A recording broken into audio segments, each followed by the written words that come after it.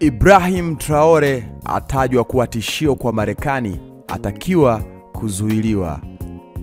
Mojawapo ya habari kubwa kwa sasa katika nyanja za kisiasa kimataifa ni hii ya rais wa Burkina Faso Ibrahim Traore. Ishu ni kwamba hatua anazozichukua katika kuinyoosha na kuijenga upya Burkina Faso zinaonekana kuwa tishio kwa wale wasiopenda aina yake ya uongozi. Yani namna ambavyo jamaa anaiongoza Burkina Faso, kuna watu ambao hawapendi kabisa kuona jambo hilo ambalo analifanya kiongozi huyo.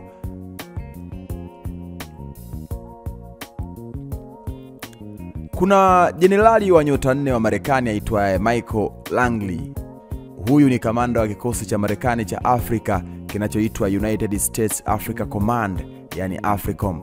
Sio ni kwamba wiki iliyopita aliitwa kutoa tathmini kuhusu hali ya usalama barani Afrika kwenye kikao rasmi cha baraza la Seneti la nchini Marekani.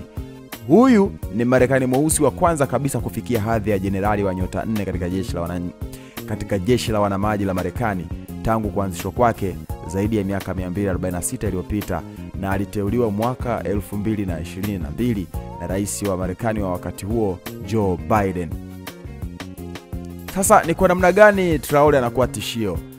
Ishu ni kwamba katika maelekezo yake, namna alivyokuwa anaelezea maelezo yake mbele ya baraza la Senate, Jenerali Michael Langley alimsemelea Kapteni Traore kwamba anatumia dhahabu ya taifa lake kujilinda binafsi badala ya kuwalinda wananchi, na akaongeza kuwa kuna haja ya kumchukulia hatua kali za kimataifa.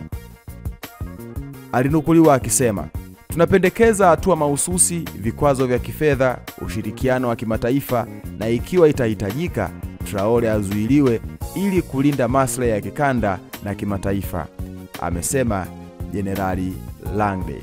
Nchini Burkina Faso, wananchi waliandamana. Kati haya ya kijiri siku ya Aprili 30 mwaka 2025, maelfu ya wafuasi waliandamana katika jiji la Ouagadougou kumuunga mkono Rais Traore.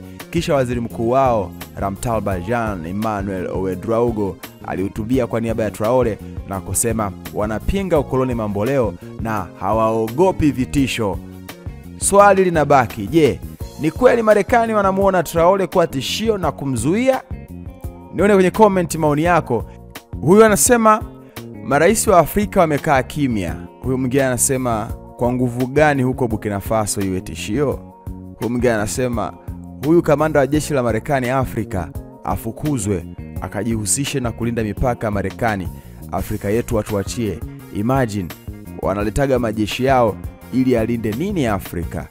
Huyu mwingine anasema someone is about to be Gaddafi.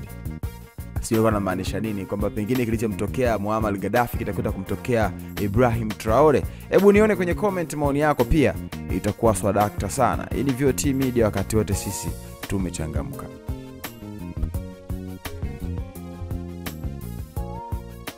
Itakuwa swadakta sana. Mimi naitwa Comic Cliff, msema chochote, na hivi ndio mimi usema.